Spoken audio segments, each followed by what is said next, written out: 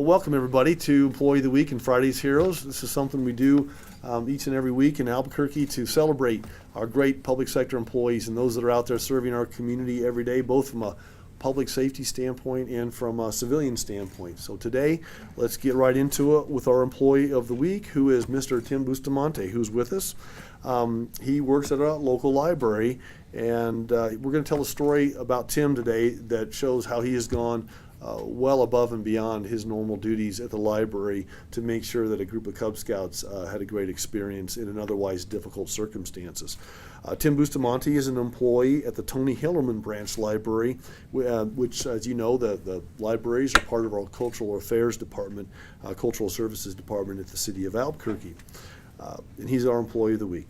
One evening this past March, Tim was wrapping up his shift and getting ready to leave the library when he saw a situation unfolding that caused him great concern.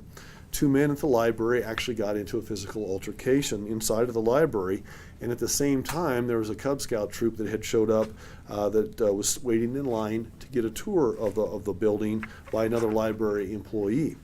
Tim noted that there was only one library employee at the reference desk at that point in time, and that employee was not able to take care of both the altercation and the Cub Scout troop at the same time. So as a physical altercation was moved outside of the library, took time and the initiative to actually conduct the tour for the Cub Scout troop in order to allow the other employee to call authorities and take care of the situation. Throughout the tour, Tim let the Cub Scouts know about the library system, the great advantages of having a library card, and just generally using this great asset that we have in our community as being lifelong learners.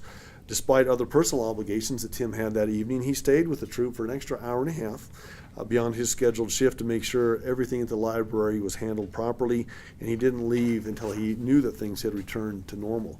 Thanks to Tim's team-oriented attitude, he turned around what could have been a very negative situation for these Cub Scouts and turned it into a very positive situation. Tim's supervisor is Laura Metzler, and she describes Tim as someone who has a great attitude that proves to be a superb team member time and time again. Also, interestingly enough, Tim was actually started with the city as a substitute staffer in July of 2013, and the good news is I think you've been recently added on as a permanent employee at the City of Albuquerque. He's professional, he's reliable, he's a fine representative of both the tax dollars that are spent to run our library system and the individuals that we serve. So I'm going to have Dean Smith, who is our library director for the City of Albuquerque, say a few words about Tim, and then Tim, we've got a certificate and a mug for you as well. Dean? Thank you. So the public library is an institution based on one of America's strongest founding principles, the belief that we should all have equal opportunity. So like schools, courts, and government, the American Public Library is free and available to all. But you do have to follow some simple rules. Well, they can be summed up as showing respect for other people making use of the library. Most of the time, people don't have a problem with that basic rule. But like most everything in our lives, there are exceptions. And one of those unfortunate exceptions has brought us here today for this fortunate opportunity to recognize one of our library staff, Tim Bustamante. Our library staff have to be creative, resourceful, patient, quick, and dedicated. And these are all qualities that are well represented in Tim Bustamante. So I could not be more pleased for this opportunity to be here today to recognize Tim and to say thank you. Thanks a lot. Thank you. What we have for Tim is, Tim, we give our employees a week a certificate that talks about you being the employee of the week. We also have a letter for your personnel file that always comes in handy when it comes time for those promotions down the road. And also we have an employee of the week mug for you. And we just want to say thanks, number one, for having a passion for the library system. Dean, also thank you for having a passion for our library system, and we appreciate your service to our community. Thank you. Thanks a lot. Thank you. Good. Stick around, we'll take a photograph of you if that's all right. Thank you. Officer Edison, we want to come up with your family. Chief, you want to come up?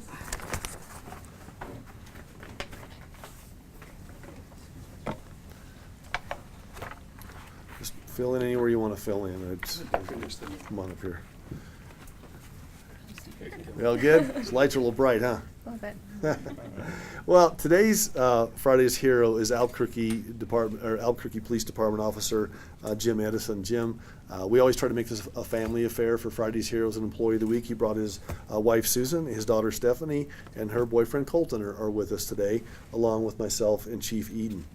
So this is a little bit longer story, so hang with me as I walk you through this, because it's a very interesting example of what our officers do on a day-to-day basis that really goes above and beyond what they're sworn to do even.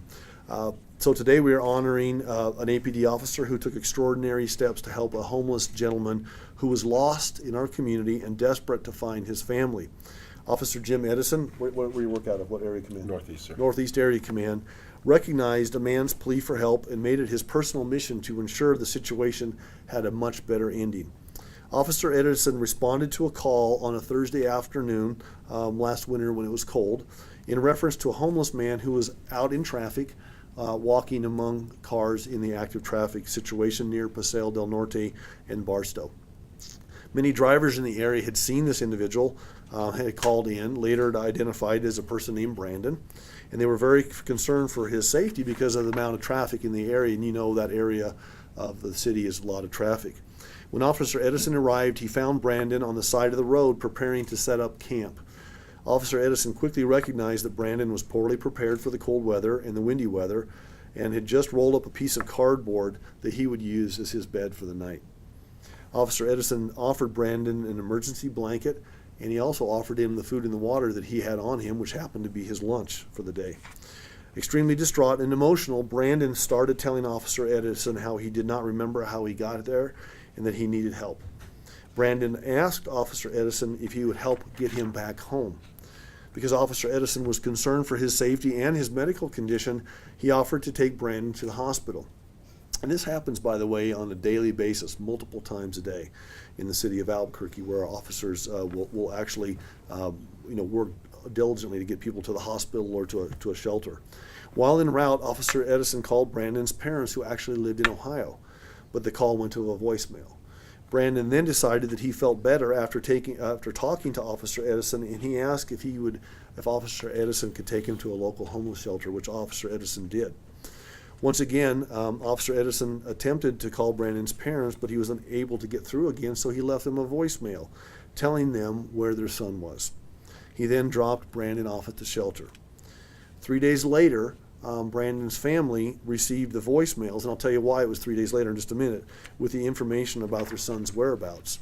It turns out that Brandon's family was actually in Colorado Springs looking for him because they had received information indicating that that was the last place that Brandon had used his debit card. So, knowing that Brandon was then in Albuquerque, the family drove through the night, and they arrived in Albuquerque on a Sunday, and they headed to the shelter with the hopes of seeing their son. Unfortunately, there were some issues at the shelter. I don't have all the details on that, but for some reason the family wasn't able to connect with Brandon at the shelter that day. But Brandon, and so the family had to return to Ohio. So Brandon left the shelter shortly thereafter, and Officer Edison was advised that he was once again out on his own on the streets, while his family continued to be very concerned. So he used a number of avenues, Officer Edison did, including the local media, to spread word that people should keep an eye out for Brandon. So on the following Wednesday, Officer Edison received a call from his sergeant saying that Brandon had been located by the Bernalillo County Sheriff's Department, and the next day, Officer Edison arranged to have Brandon and his family reunited. After what was obviously a tearful and joyful reunion, Brandon was finally able to return to Ohio with his family. And as it turns out, Brandon had been estranged from his family for about 15 months until the time that Officer Edison intervened on his behalf. So, it's a longer story, but it's an important story, and it's a shining example of what our officers do on a day-to-day basis. It's an example of being a leader, someone who wears a uniform, who enforces the laws, but also who has the heart to go out well above and beyond the call of duty to make sure that someone who's living in crisis, even if they're not from Albuquerque, if they're in Albuquerque, we're going to try to help these folks every chance we get.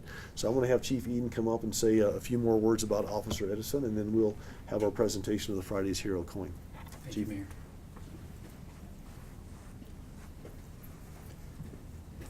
First of all, I'd just like to say that Jim the work that you did, not only that day, but every day, is a true mark of your character and your service to the city of Albuquerque and all the people that are here, whether they're from the city or visiting.